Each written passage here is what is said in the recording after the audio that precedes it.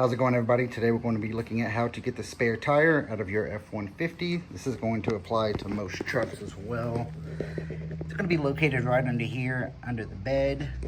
And first thing you're going to want to look for is this right here. And to get this out, you're going to need your key. So in my model, I don't have a regular key.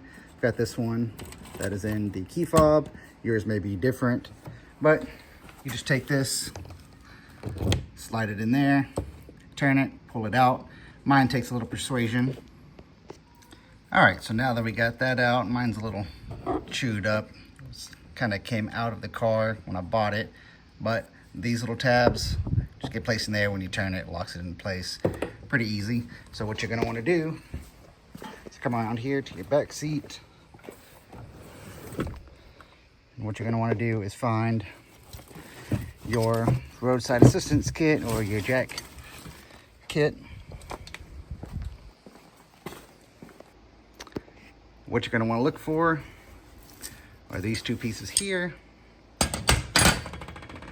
And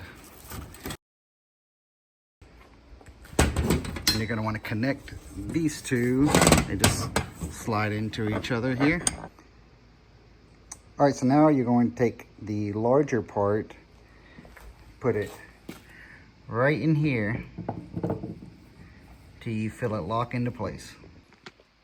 And just for reference, this is about as far as it's gonna go in. Where this one meets the other one, it's right inside there. So what you're gonna do is take this, slide it in here, and then you're just gonna turn, and this is going to lower your tire. And then there's going to be this little clamp system here. You can just pull it out when you get down to the bottom.